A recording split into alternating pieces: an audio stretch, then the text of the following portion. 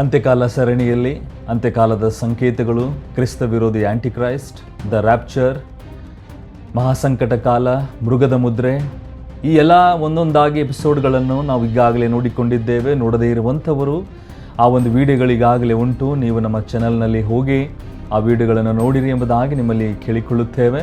ಹೊಸಬರಾಗಿ ನೋಡುತ್ತಿರುವಂಥ ನಮ್ಮ ಈ ಒಂದು ವಿಡಿಯೋಗೆ ತಾವು ದಯವಿಟ್ಟು ಸಬ್ಸ್ಕ್ರೈಬನ್ನು ಮಾಡಿ ಇದೇ ತರಹದ ವಿಡಿಯೋಗಳು ನೀವು ಮುಂದೆ ಯಾವುದೇ ರೀತಿಯಾದ ಮಿಸ್ ಮಾಡಿಕೊಳ್ಳುವುದಿಲ್ಲ. ಈ ವಿಡಿಯೋಗಳು ಬಹಳಷ್ಟು ಪ್ರೋತ್ಸಾಹಕರವಾಗಿವೆ. ಅನೇಕ ವಿಷಯಗಳನ್ನು ನಾವು ಕಲಿತಾ ಇದ್ದೇವೆ ಮತ್ತು ಇದೇ ತರಹದ ವಿಡಿಯೋಗಳನ್ನು ಮಾಡಿರಿ ಎಂಬುದಾಗಿ ಅನೇಕ ಪ್ರೀತಿಯ ದೈವಜನರು ಈಗಾಗಲೇ ಕಮೆಂಟ್ಗಳಲ್ಲಿ ಮಾಡಿದ್ದಾರೆ. ಮತ್ತು ನಮ್ಮ ಈ ಒಂದು ಸೇವೆಗೆ ಪ್ರೋತ್ಸಾಹ ನೀಡುತ್ತಿರುವಂಥ ಎಲ್ಲ ಪ್ರೀತಿಯ ದೇವಜನರೇ, ನಿಮಗೆ ಮತ್ತೊಂದು ಆವರ್ತಿ ನಾನು ಕ್ರಿಸ್ತನ ನಾಮದಲ್ಲಿ ವಂದನೆಗಳನ್ನು ಸಲ್ಲಿಸ್ತೇನೆ. ಇದೇ ರೀತಿಯಾದ ನಿಮ್ಮ ಪ್ರೀತಿ ಬೆಂಬಲ ನಮ್ಮ ಸೇವೆ ಈ ಒಂದು ಚಾನಲ್ಗೆ ಇರಲಿ ಎನ್ನುವಂಥ ಕೋರಿಕೆ ನಿಮ್ಮಲ್ಲಿ ಮಾಡುತ್ತೇವೆ. ಅಂತ್ಯಕಾಲ ಸರಣಿ ಎಪಿಸೋಡ್ 6, ಯೇಸು ಕ್ರಿಸ್ತನ ಎರಡನೇ ಆಗಮನಕ್ಕೆ ತಮ್ಮೆಲ್ಲರಿಗೂ ಸ್ವಾಗತ. ಕ್ರಿಸ್ತನ ಎರಡನೇ ಆಗಮನ ಬರುವಿಕೆ ಈ ಒಂದು ಎಪಿಸೋಡ್ನಲ್ಲಿ ನಾವು ಕಾಲಾನುಕ್ರಮವಾದ ಮತ್ತು ದೈವಶಾಸ್ತ್ರದ ನೀಲನಕ್ಷೆಯಿಂದ ಈ ಒಂದು ವಿಷಯ ನಾವು ಅರ್ಥಪೂರ್ವಕವಾಗಿ, ಸತ್ಯವೇದದ ಪೂರ್ವಕವಾಗಿ, ಪ್ರೀ ಟ್ರಿಬ್ಯುಲೇಷನ್ ವ್ಯೂ ಪೂರ್ವಕವಾಗಿ ನಾವು ತಿಳಿದುಕೊಳ್ಳೋಣ. ರ್ಯಾಪ್ಚರ್ ಮತ್ತು ಯೇಸು ಕ್ರಿಸ್ತನ ಎರಡನೇ ಆಗಮನದಲ್ಲಿ ಏನು ವ್ಯತ್ಯಾಸಕರವಾಗಿದೆ? ರ್ಯಾಪ್ಚರ್ ವಿಡಿಯೋದಲ್ಲಿ ಬಹಳಷ್ಟು ಸ್ಪಷ್ಟವಾಗಿ ಇದು ಸಪರೇಟ್ ಆಗಿ ಒಂದು ಅಂಶವನ್ನು ನಾವು ನೋಡಿದ್ದೇವೆ, ಇಲ್ಲಿಯೂ ಕೂಡ ನೋಡುತ್ತೇವೆ. ಮತ್ತು ಆ ರ್ಯಾಪ್ಚರ್ ಇನ್ನೂ ಹೆಚ್ಚಾಗಿ ನೀವು ತಿಳಿದುಕೊಳ್ಳುವುದಕ್ಕೆ ಈಗಾಗಲೇ ನಾವು ರ್ಯಾಪ್ಚರ್ ಎಪಿಸೋಡ್ 3ರಲ್ಲಿ ಮಾಡಿದ್ದೇವೆ. ತಾವು ದಯವಿಟ್ಟು ಆ ಒಂದು ವಿಡಿಯೋನ ನೋಡಬಹುದು. ಈ ಎರಡು ವ್ಯತ್ಯಾಸಕರವಾಗಿರುವಂಥ ವಿಷಯಗಳು ಏನೇನಾಗಿವೆ ನಿಮ್ಮ ಸ್ಕ್ರೀನ್ ಮೇಲೆ ಬರ್ತಿರುವಂಥದ್ದನ್ನು ನೋಡಿ. ಒಂದು ಕಡೆ ದ ರ್ಯಾಪ್ಚರ್, ಇನ್ನೊಂದು ಕಡೆ ಯೇಸು ಕ್ರಿಸ್ತನ ಎರಡನೇ ಆಗಮನ, the second coming of Christ. ರ್ಯಾಪ್ಚರ್ನಲ್ಲಿ ದಿಕ್ಕು, ಯೇಸು ಕ್ರಿಸ್ತನು ತನ್ನ ಭಕ್ತರಿಗಾಗಿ ಆಕಾಶದ ಮೇಘಗಳಲ್ಲಿ ಬರುತ್ತಾನೆ. ಎರಡನೇ ಆಗಮನದಲ್ಲಿ ಕ್ರಿಸ್ತನು ತನ್ನ ಭಕ್ತರೊಂದಿಗೆ ಎಣ್ಣೆ ಮರಗಳ ಗುಡ್ಡಕ್ಕೆ ಬರುತ್ತಾನೆ. ಗೋಚರಿಕೆ, ವಿಸಿಬಿಲಿಟಿ, ತ್ವರಿತವಾದದ್ದು ಜಗತ್ತಿಗೆ ಗೋಚರಿಸುವುದಿಲ್ಲ, ಜಗತ್ತಿಗೆ ಗೊತ್ತಾಗುವುದಿಲ್ಲ. 1 ಕೊರಿಂಥಿ 15 ಪ್ರಕಾರ ಎರಡನೇ ಬರುವಿಕೆ ಪ್ರತಿಯೊಂದು ಕಣ್ಣು ಆತನನ್ನು ಜಾಗತಿಕವಾಗಿ ನೋಡುತ್ತದೆ. ಸಮಯ ಯಾವಾಗ ಆಗಿರುತ್ತದೆ? ಮಹಾಸಂಕಟದ ಕಾಲ ಮೊದಲು ಈ ಒಂದು ರ್ಯಾಪ್ಚರ್ ಆಗಿರುತ್ತದೆ. ಎರಡನೇ ಬರುವಿಕೆ 7 ವರ್ಷಗಳ ಮಹಾಸಂಕಟದ ಕಾಲ ನಂತರ ಯೇಸು ಕ್ರಿಸ್ತನು ಎರಡನೇ ಬರುಣದಲ್ಲಿ ಬರ್ತಾನೆ. ಉದ್ದೇಶ, ರ್ಯಾಪ್ಚರ್ನಲ್ಲಿ ದೇವರ ಕೋಪದಿಂದ ಸಭೆಯ ಬಿಡುಗಡೆ ಹೊಂದುತ್ತದೆ. 1 ಥೆಸಲೋನಿಕ 5:9.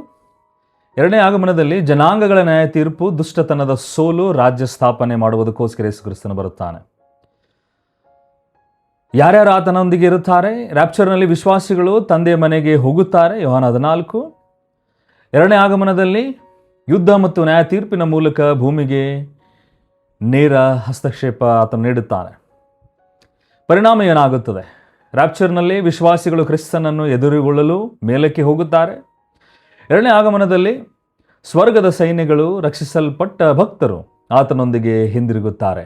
ಈ ಒಂದು ವಿಷಯಗಳು ತಾವು ದಯವಿಟ್ಟು ಗಮನವಿಟ್ಟು, ರ್ಯಾಪ್ಚರೇ ಬೇರೆ ಆಗಿರುವಂಥ ಘಟನೆ ಆಗಿದೆ, ಎರಡನೇ ಆಗಮನವೇ ಬೇರೆ ಆಗಿರುವಂಥ ಘಟನೆ ಆಗಿದೆ ಎಂಬುದಾಗಿ ನೀವು ಸ್ಪಷ್ಟವಾಗಿ ತಿಳಿದುಕೊಳ್ಳುವಂಥದ್ದು ಬಹಳಷ್ಟು ಅವಶ್ಯಕತೆ ಆಗಿದೆ. ಇದಾದ ಮೇಲೆ ಯಾವೊಂದು ಸಮಯದಲ್ಲಿ ಆಗುತ್ತದೆ ಎನ್ನುವಂಥ ಒಂದು ಪ್ರಶ್ನೆ ನಮಗೆ ಕಾಡುತ್ತಾ ಇರುತ್ತದೆ. ಈ ಯೇಸು ಕ್ರಿಸ್ತನು ಎರಡನೇ ಆಗಮನವು ಯಾವ ಸಂದರ್ಭದಲ್ಲಿ ಆತನು ಬರುತ್ತಾನೆ? ಆ ಸಮಯ ದಾನಿಯೇಲನ 70ನೇ ವಾರ, ಅಂದರೆ 7 ವರ್ಷಗಳು ಮುಗಿದ ತಕ್ಷಣ. ಇವಾಗ ನಾವು ಮತ್ತಾಯ 24, 29-30, ಪ್ರಕಟಣೆ 15-19, ದಾನಿಯೇಲ 9ನೇ ಅಧ್ಯಾಯ 24-27, ಜಕರಾಯ 12-14ನೇ ಅಧ್ಯಾಯದ ಈ ಒಂದು 4 ದೇವರ ವಾಕ್ಯಗಳನುಸಾರವಾಗಿ, ಪ್ರವಾದನೆಗಳನುಸಾರವಾಗಿ ಯೇಸು ಕ್ರಿಸ್ತನು ಎರಡನೇ ಆಗಮನ ಬರುಣವು ಯಾವಾಗಾಗಿರುತ್ತದೆ? ದಾನಿಯೇಲನ 70ನೇ ವಾರ ಮುಗಿದ ತಕ್ಷಣ. ಅಂದರೆ ಅರ್ಥ, ಈ ಒಂದು ಮಹಾಸಂಕಟದ ಕಾಲ 7 ವರ್ಷಗಳು ಮುಗಿದ ತಕ್ಷಣ ಯೇಸು ಕ್ರಿಸ್ತನು ಎರಡನೇ ಆಗಮನದಲ್ಲಿ ಆತನು ಬರುತ್ತಾನೆ. ಅದೇ ಒಂದು ಸಮಯವಾಗಿದೆ, ಅದೇ ಸಂದರ್ಭವಾಗಿದೆ ಎಂಬುದಾಗಿ ನಮಗೆ ಸತ್ಯವೇದವು ಸ್ಪಷ್ಟವಾಗಿ ತಿಳಿಸುವಂಥದ್ದಾಗಿದೆ. ಈ ಮೂರನೇದಾಗಿರುವಂಥ ಅಂಶ ಬಹಳಷ್ಟು ವಿಶೇಷವಾದದ್ದು. ಯೇಸು ಕ್ರಿಸ್ತನು ಹೇಗೆ ಬರುತ್ತಾನೆ?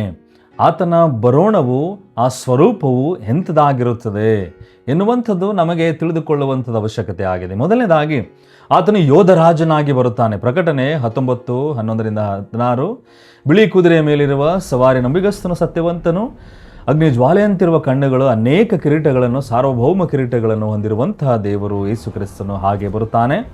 ಆತನು ರಾಜಾದಿರಾಜನು ಮತ್ತು ಕರ್ತಾದಿ ಕರ್ತನು ಎನ್ನುವಂಥ ಬಿರುದನ್ನು ಹೊಂದಿರುವಂಥವನಾಗಿರುತ್ತಾನೆಂಬುದಾಗಿ ಈ ವಾಕ್ಯದಲ್ಲಿ ನೋಡುತ್ತೇವೆ. ಮತ್ತು ಸ್ವರ್ಗದ ಸೈನ್ಯಗಳೊಂದಿಗೆ ಆತನು ಬರುತ್ತಾನೆ. ಪ್ರಕಟಣೆ 19:14. ಶುದ್ಧವಾದ ನೇಯವಾದ ನಾರು ಮಡಿಯಂತೆ ಧರಿಸಿಕೊಂಡಿರುವ ರಕ್ಷಿಸಲ್ಪಟ್ಟ ಭಕ್ತರು ಬಿಳಿ ಕುದುರೆಗಳ ಮೇಲೆ ಆತನನ್ನು ಹಿಂಬಾಲಿಸುತ್ತಾರೆ. ಮತ್ತು ಕಡುಗೆಂಪು ನಿಲುವಂಗಿ ಯೆಶಾಯ 63:1-6 ಮತ್ತು ಪ್ರಕಟಣೆ 19:13. ರಕ್ತದಲ್ಲಿ ಅಡೆದ ವಸ್ತ್ರ, ಇದು ದೇವರ ಕೋಪದ ದ್ರಾಕ್ಷಿ ಹೊಂಡವನ್ನು ತುಳಿದಾಗ ಸಿಡಿದ ರಕ್ತವೇ ಹೊರತು ಶಿಲುಬೆಯ ರಕ್ತವಲ್ಲ. ಮತ್ತು ಆಕಾಶದ ಚಿಹ್ನೆ ಮತ್ತಾಯ 24:29-30 ಮತ್ತು ಪ್ರಕಟಣೆ 1-7. ಸೂರ್ಯನು ಕತ್ತಲಾಗುವನು, ನಕ್ಷತ್ರಗಳು ಬೀಳುವವು, ಆಕಾಶದಲ್ಲಿ ಮನುಷ್ಯಕುಮಾರನು ಕಾಣಿಸಿಕೊಳ್ಳುತ್ತಾನೆ. ಪ್ರತಿಯೊಂದು ಕಣ್ಣು ಆತನನ್ನು ನೋಡುವುದು, ಆತನನ್ನು ತಿವಿದವರು ನೋಡುವರು. ಆತನ ಬರುವಿಕೆಯ ಈ ಸ್ವರೂಪಗಳು, ಹೀಗೆ ಆತನು ಬರುತ್ತಾನೆ, ಸ್ಪಷ್ಟವಾಗಿ ತಿಳಿದುಕೊಳ್ಳುವಂಥದ್ದು ಅವಶ್ಯಕತೆ ಆಗಿದೆ. ಯೋಧರಾಜನು ಸ್ವರ್ಗದ ಸೈನ್ಯಗಳೊಂದಿಗೆ ಕಡುಗೆಂಪಾಗಿ ನಿಲುವಂಗಿಯನ್ನು ಉಟ್ಟುಕೊಂಡು, ಆಕಾಶದ ಚಿಹ್ನೆ, ಭಯಂಕರವಾಗಿರುವಂತಹ ಸೂರ್ಯನು ಕತ್ತಲಾಗುವನು, ಆಕಾಶ ನಕ್ಷತ್ರಗಳನ್ನು ಬಿದ್ದು ಹೋಗುವವು.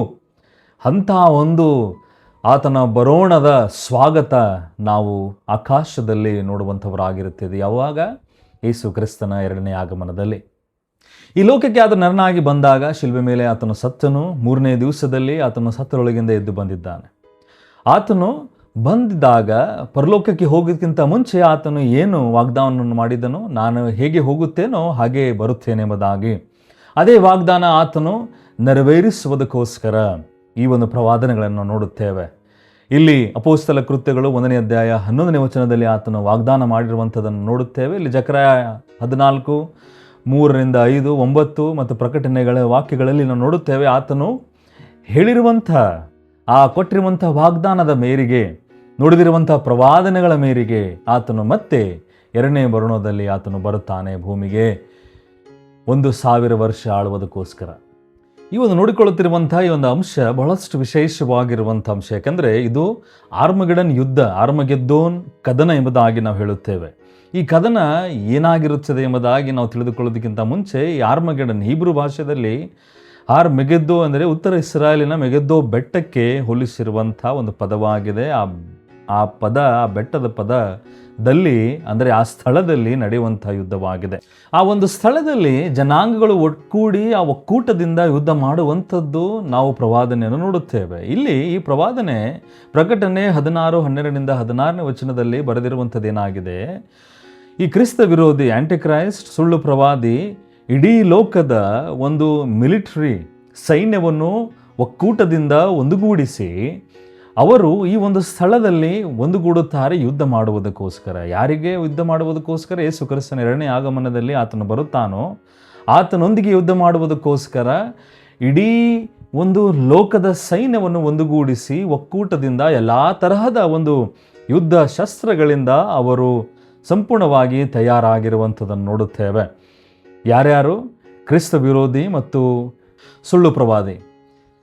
ಆದರೆ ಯೇಸು ಕ್ರಿಸ್ತನು ಈ ಒಂದು ಲೋಕಕ್ಕೆ 2ನೇ ಆಗಮನದಲ್ಲಿ ಬರುತ್ತಿರುವಾಗ ಇಡೀ ಲೋಕದ ಈ ಒಂದು ಬಲಿಶಾಲಿ ಎಂದು ತಿಳಿದುಕೊಂಡಿರುವಂಥ ಕ್ರಿಸ್ತ ವಿರೋಧಿ ಸುಳ್ಳು ಪ್ರವಾದಿಯ ಒಕ್ಕೂಟದ ಸೈನ್ಯ ಆತನು ಅಂದರೆ ಯೇಸು ಕ್ರಿಸ್ತನು ಬರೀ ಒಂದು ಆತನ ಬಾಯಿಂದ ಬರುತ್ತಿರುವಂಥ ಒಂದು ವಾಕ್ಯದಿಂದಲೇ ಇವರನ್ನು ಸೋಲಿಸ್ತಾನೆಂಬುದಾಗಿ ನಾವು ನೋಡುತ್ತೇವೆ. ಇವರನ್ನು ಸೋಲಿಸಿದ ಮೇಲೆ ಇವರನ್ನು ಯೇಸು ಕ್ರಿಸ್ತನು ಸುಡಿಯುವಂಥ ಗಂಧಕದಲ್ಲಿ ಅಗ್ನಿಯ ಕೆರೆಗೆ ಆತನು ತಳ್ಳುತ್ತಾನೆ. ಇದನ್ನು ನಾವು ಪ್ರಕಟಣೆ 19:17-21ನೇ ವಚನದಲ್ಲಿ ನೋಡುತ್ತೇವೆ. ಯಾರ್ಯಾರನ್ನು ತಳ್ಳುತ್ತಾನೆ? ಕ್ರಿಸ್ತ ವಿರೋಧಿ ಆಂಟಿಕ್ರೈಸ್ಟ್ ಮತ್ತು ಸುಳ್ಳು ಪ್ರವಾದಿ. ಇಲ್ಲಿ ಇಬ್ಬರು ಗಂಧಕದಲ್ಲಿ ನರಕದಲ್ಲಿ ಹಾಕಲ್ಪಡುತ್ತಾರೆ. ಅವರು ಕ್ರಿಸ್ತ ವಿರೋಧಿ ಮತ್ತು ಸುಳ್ಳು ಪ್ರವಾದಿ ಎಂಬುದಾಗಿ ನೋಡುತ್ತೇವೆ. ಯಾವಾಗ? ಯೇಸು ಕ್ರಿಸ್ತನು ತನ್ನ ಬಾಯಿಂದ ಒಂದು ವಾಕ್ಯದಿಂದ ಇವರನ್ನು ಸೋಲಿಸಿದ ಮೇಲೆ.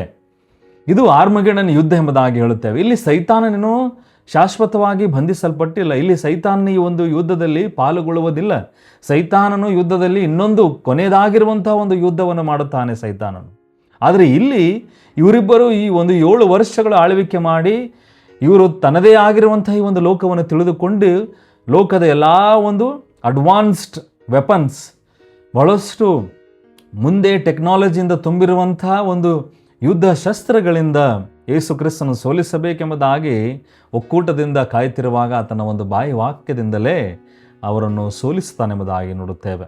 ಇದೇ ಆರ್ಮಗೆಡನ್ ಯುದ್ಧ ಎಂಬುದಾಗಿ ಹೇಳುತ್ತೇವೆ. ಯೇಸು ಕ್ರಿಸ್ತನು ಎರಡನೇ ಆಗಮನದ ನಂತರ ಈ ಒಂದು ಯುದ್ಧ ಆದ ಮೇಲೆ ಮತ್ತೆ ಅದಾದ ಮೇಲೆ ಆಗುವಂತಹ ಕೆಲವು ವಿಷಯಗಳು ಏನೇನಾಗಿವೆ. ಮೊದಲನೇದಾಗಿ ಸೈತಾನನು ಬಂಧಿಸಲ್ಪಡುತ್ತಾನೆಂಬುದಾಗಿ ಈಗಾಗಲೇ ನೋಡಿದ್ದೇವೆ. ಇಲ್ಲಿ ಸೈತಾನನು ನರಕದಲ್ಲಿ ಶಾಶ್ವತವಾಗಿ ಬಂಧಿಸಲ್ಪಡುವುದಿಲ್ಲ. ಪ್ರಕಟಣೆ 21:3 ಪ್ರಕಾರ ಅವನು ಅಗಾಧದ ಬೀಗದ ಕೈ ಹಿಡಿದು ಆಕಾಶದಿಂದ ಇಳಿದು ಬರುತ್ತಾನೆ. ಸೈತಾನ ಸೆರೆ ಹಿಡಿಯಲ್ಪಡುತ್ತಾನೆ, ಸರಪಳಿಯಿಂದ ಬಂಧಿಸಲ್ಪಡುತ್ತಾನೆ, ಅಗಾಧಕ್ಕೆ ಎಸೆಯಲ್ಪಡುತ್ತಾನೆ ಮತ್ತು 1,000 ವರ್ಷ ಮುದ್ರೆ ಹಾಕಲ್ಪಡುತ್ತಾನೆ. 1,000 ಮುದ್ರೆ ಹಾಕಲ್ಪಡುತ್ತೆ. 1,000 ವರ್ಷಕ್ಕೋಸ್ಕರ ಆತನು ಒಂದು ಪಾತಾಳದಲ್ಲಿ ತಳ್ಳಲ್ಪಡುತ್ತಾನೆ ಯೇಸು ಕ್ರಿಸ್ತನಿಂದ.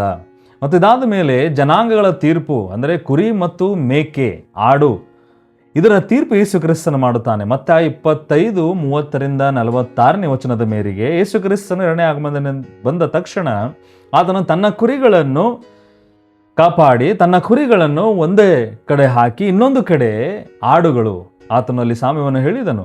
ಆಡು ಕುರಿಗಳನ್ನು ಆತನು ಬೇರೆ ಬೇರೆ ಮಾಡುವನು ಕೊನೆಯದಾಗಿ ಇದೇ ಕ್ಷಣದಲ್ಲಿ ಆತನು ಮಾಡುತ್ತಾನೆ. ಈ ಆಡುಗಳಂದರೆ ಅರ್ಥ ಯೇಸು ಕ್ರಿಸ್ತ ನಂಬದೆ ಕ್ರಿಸ್ತ ವಿರೋಧಿ ಮತ್ತು ಸುಳ್ಳು ಪ್ರವಾದನೆ ಅನುಸರಿಸಿರುವಂಥವರೆಲ್ಲರನ್ನು ಆತನೇನು ಮಾಡುತ್ತಾನೆ, ಆ ಒಂದು ಕ್ಷಣದಲ್ಲಿ ಶಾಶ್ವತವಾಗಿ ತೀರ್ಪು ಮಾಡಿ ಅವರಿಗೆ ಉರಿಯುವಂಥ ಗಂಧಕದಲ್ಲಿ, ನರಕದಲ್ಲಿ ಅವರನ್ನು ತಳ್ಳಿಬಿಡುತ್ತಾನೆ.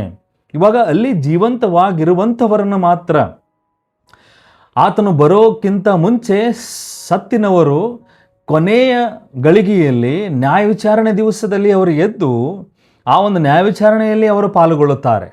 ಆದರೆ ಆತನ ಬರೋಣ ಸಮಯದಲ್ಲಿ ಜೀವಂತವಾಗಿರುವಂಥವರನ್ನು ಮಾತ್ರ, ಯಾರು ಆಡುಗಳು, ಮೇಕೆ ಎಂಬುದಾಗಿ ಹೇಳುತ್ತೇವೆ. ಅಂದರೆ ಯೇಸು ಕ್ರಿಸ್ತನನ್ನು ಅನುಸರಿಸದೆ ಕ್ರಿಸ್ತ ವಿರೋಧಿಯನ್ನು ಅನುಸರಿಸುವರು ಮತ್ತು ಸುಳ್ಳು ಪ್ರವಾದಿನ ಅನುಸರಿಸಿರುವಂಥವರು ಜೀವಂತವಾಗಿರುವಂಥ ಆ ಒಂದು ಆಗಮನದ ಕ್ಷಣದಲ್ಲಿ ಅವರನ್ನು ಮಾತ್ರ ಆತನು ತೀರ್ಪು ಮಾಡಿ ಅವರಿಗೆ ನರಕಕ್ಕೆ ಹಾಕುತ್ತಾನೆಂಬುದಾಗಿ ಈ ಒಂದು ಪ್ರಕಟಣೆಯಲ್ಲಿ ನಾವು ನೋಡುತ್ತೇವೆ. ಮತ್ತು ಇದಾದ ಮೇಲೆ ಇಸ್ರಾಯೇಲ್ನ ತೀರ್ಪು, ಎಜಿಕೇಲ 20:33-38 ದೇವರು ಇಸ್ರಾಯೇಲನ್ನು ಮತ್ತೆ ಒಟ್ಟುಗೂಡಿಸಿ ಮುಖಾಮುಖಿ ತೀರ್ಪಿಸ್ತಾನೆ. ಜನಾಂಗವನ್ನು ಒಡಂಬಡಿಕೆಯ ಕಟ್ಟಳೆಯ ಮೂಲಕ ಹಾದಿ ಮಾಡುತ್ತಾನೆ. ದಂಗೆಕೋರರನ್ನು ತೆಗೆದು ಹಾಕಲಾಗುತ್ತದೆ. ನಂಬಿಕೆಯ ಶೇಷ ಮತ್ತು ತಾವು ಇರದವನ ಕಡೆಗೆ ನೋಡಿ ಗೋಳಾಡುವರು. ಜಕರಾಯ 12:10 ರಾಜ್ಯವನ್ನು ಪ್ರವೇಶಿಸುತ್ತಾರೆ. ಇದು ರೋಮ 11:26 ಬರೆಯಲ್ಪಟ್ಟಿದೆ, ಪೂರ್ಣಗೊಳಿಸುತ್ತದೆ. ಹೀಗೆ ಇಸ್ರಾಯೇಲ್ ಎಲ್ಲರೂ ರಕ್ಷಿಸಲ್ಪಡುವರು ಎಂಬುದಾಗಿ ನಾವು ನೋಡುತ್ತೇವೆ.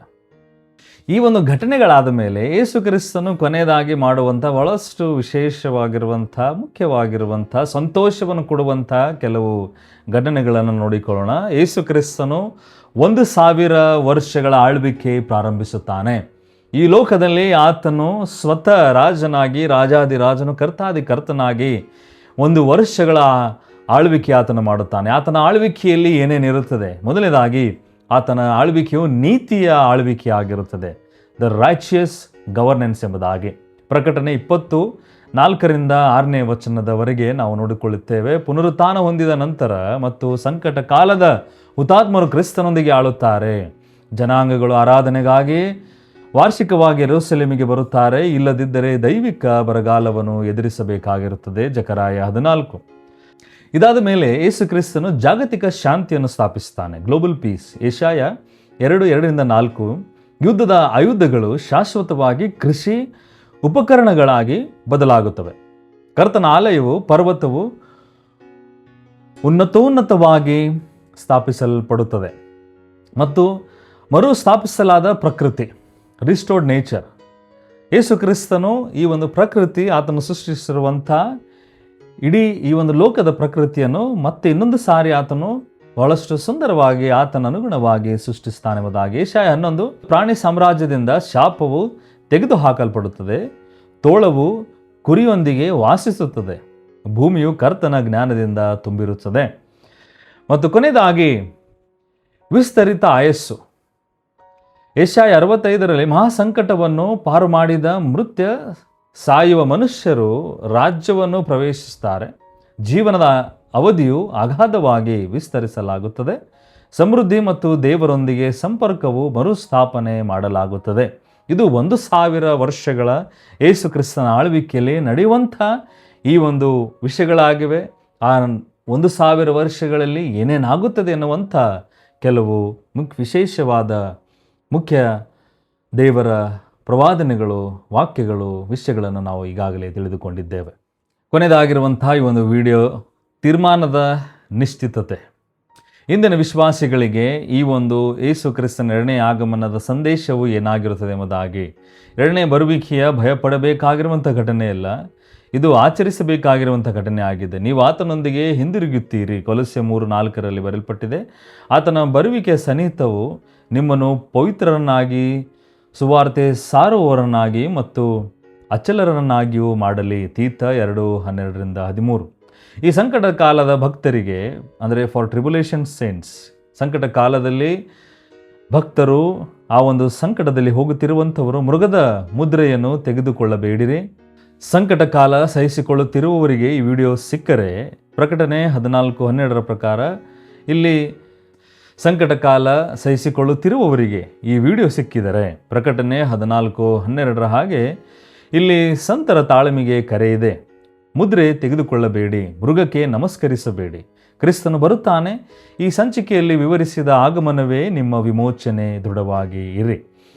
ಅವಿಶ್ವಾಸಿಗಳಿಗೆ ಎಚ್ಚರಿಕೆ. ಕ್ರಿಸ್ತನನ್ನು ತಿರಸ್ಕರಿಸಿದವರಿಗೆ ಎರಡನೇ ಆಗಮನ ಶುಭ ಸಮಾಚಾರ ಅಲ್ಲ. ಪ್ರಕಟಣೆ 1:7 ಹೇಳುತ್ತದೆ, ಭೂಮಿಯ ಎಲ್ಲ ಕುಲದವರು, ಭಾಷ್ಯದವರು ಅವನ ನಿಮಿತ್ತ ಗೋಳಾಡುವರು. ಇಂದು ಇನ್ನೂ ಕೃಪೆಯ ದಿನವಾಗಿದೆ. ಇಗೋ, ಈಗ ಅನುಕೂಲ ಕಾಲವಾಗಿದೆ. ಇಗೋ, ಈಗ ರಕ್ಷಣೆಯ ದಿನವಾಗಿದೆ. ಈ 6ನೇ ಎಪಿಸೋಡ್ ಕ್ರಿಸ್ತನ ಎರಡನೇ ಆಗಮನದಲ್ಲಿ ಪ್ರವಾದನೆಗಳನ್ನು ನುಡಿಯಿರುವಂಥ, ಆಗಲೇಬೇಕಾಗಿರುವಂಥ ಘಟನೆಗಳನ್ನು ನಾವು ಈಗಾಗಲೇ ನೋಡಿಕೊಂಡಿದ್ದೇವೆ ಮತ್ತು ಇವು ಖಚಿತವಾಗಿ ಕೊನೆಯ ಅಂತ್ಯಕಾಲದಲ್ಲಿ ಆಗುವಂಥ ವಿಷಯಗಳಾಗಿವೆ. ಈ ಕ್ರಿಸ್ತನ ಎರಡನೇ ಆಗಮನ 1000 ವರ್ಷ ಆತನ ಆಳ್ವಿಕೆಯು ಬಹಳಷ್ಟು ಸುಂದರವಾಗಿ ಇಡೀ ಲೋಕದ ಜನರಿಗೆ ಇದು ನಿರೀಕ್ಷೆ, ಸಂತೋಷವನ್ನುಂಟು ಮಾಡುವಂಥ ವಿಷಯವಾಗಿದೆ. ಅದಕ್ಕೋಸ್ಕರ ಪ್ರಿಯರೇ, ಮೊದಲನೇ ಎಪಿಸೋಡಿಂದ ಇಲ್ಲಿ ತನಕ ಬಹಳಷ್ಟು ವಿಶೇಷವಾಗಿ ಪೂರ್ವಕವಾಗಿ ಘಟನೆ ಹಾಗೆ ಅರ್ಥಪಡಿಸುವಂಥ ಒಂದು ಪ್ರಯತ್ನವನ್ನು ನಾನು ಮಾಡಿದ್ದೇನೆ. ನನ್ನ ಒಂದು ಸ್ವಂತ ದೇವರು ಕೊಟ್ಟಿರುವಂಥ ಒಂದು ಜ್ಞಾನ, ಆತನು ಕೊಟ್ಟಿರುವಂಥ ಅನೇಕ ಒಂದು ರಿಸೋರ್ಸಸ್ ಬಳಕೆಯಿಂದ ಇದನ್ನು ನಿಮ್ಮೆಲ್ಲರಿಗೂ ತಿಳಿಯುವಂಥ ಒಂದು ಸಾಮಾನ್ಯವಾಗಿರುವಂಥ ಭಾಷೆಯಲ್ಲಿ ತಿಳಿಸುವಂಥ ಒಂದು ಪ್ರಯತ್ನವನ್ನು ನಾನು ಮಾಡಿದ್ದೇನೆ. ಈ ಒಂದು ವಿಡಿಯೋಗಳನ್ನು ನೀವು ನೋಡಿರಿ, ಇನ್ನೊಂದು ಸಾರಿ ನೋಡಿರಿ, ಇದನ್ನು ತಿಳಿದುಕೊಳ್ಳುವಂಥ ಒಂದು ಆಸೆ ಅಪೇಕ್ಷವನ್ನು ಇಟ್ಟುಕೊಳ್ಳಿರಿ, ಇನ್ನೊಬ್ಬರಿಗೂ ಕೂಡ ತಿಳಿಸಿರೆಂಬುದಾಗಿ ನಿಮ್ಮಲ್ಲಿ ಕೇಳಿಕೊಳ್ಳುತ್ತೇನೆ. ಇದೇ ರೀತಿಯಾದ ಈ ಒಂದು ನಮ್ಮ ಚಾನಲ್, ನಮ್ಮ ಸೇವೆಯ ಉದ್ದೇಶ, ಗುರಿಯಾಗಿದೆ. ಈ ಒಂದು ಉದ್ದೇಶ ಗುರಿಯಲ್ಲಿ ನೀವು ನಮ್ಮ ಜೊತೆ ಪಾಲಾಗಿ ದೇವರ ರಾಜ್ಯವನ್ನು ಕಟ್ಟೋಣ, ದೇವರ ರಾಜ್ಯಕ್ಕೆ ಈ ಒಂದು ವಾಕ್ಯಗಳು ತಲುಪಿಸೋಣ.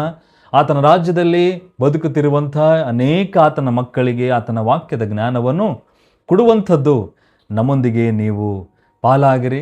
ನಿಮ್ಮ ಮುಂದಿನ ಎಪಿಸೋಡ್ ಕೊನೆಯದಾಗಿರುವಂಥ ಎಪಿಸೋಡ್ ಆಗಿದೆ. ಇಲ್ಲಿ ಯೇಸು ಕ್ರಿಸ್ತನು 1000 ವರ್ಷಗಳನ್ನು ಬಂದು ಆಳುತ್ತಾನೆ. ಆತನು 1000 ವರ್ಷಗಳನ್ನು ಮುಗಿದ ಮೇಲೆ ಏನಾಗುತ್ತದೆ, ಅದು ಕೊನೆಯದಾಗಿರುವಂಥ ಇಡೀ ಲೋಕದ ಕೊನೆಯ ಕ್ಷಣವಾಗಿರುತ್ತದೆ, ಘಟನೆ ಆಗಿರುತ್ತದೆ. ಅದಾದ ಮೇಲೆ ಯೇಸು ಕ್ರಿಸ್ತನು ಹೊಸ ಭೂಮಿ, ಹೊಸ ಆಕಾಶಗಳನ್ನು ಉಂಟು ಮಾಡುವಂಥದ್ದಾಗಿದೆ. ಆ ಒಂದು ಹೊಸ ಆಕಾಶಗಳನ್ನು ಉಂಟು ಮಾಡೋಕ್ಕಿಂತ ಮುಂಚೆ 1000 ಆಳ್ವಿಕೆ ಮುಗಿದ ಮೇಲೆ ಈ ನಡುವೆ ಏನಾಗುತ್ತದೆ ಎನ್ನುವಂಥ ವಿಷಯಗಳು ನಾವು ಮುಂದಿನ ಎಪಿಸೋಡ್ನಲ್ಲಿ ತಿಳಿದುಕೊಳ್ಳೋಣ. ಆ ಒಂದು ವಿಡಿಯೋದಲ್ಲಿ ನಾವು ಮತ್ತೆ ಭೇಟಿಯಾಗೋಣ. ಅಲ್ಲಿ ತನಕ ದೇವರ ಪರಿಶುದ್ಧ ಪ್ರಸನ್ನತೆ ನಿಮ್ಮ ಜೊತೆ ಇರಲಿ. ಎಲ್ಲರಿಗೂ price the lord. Jai Christ.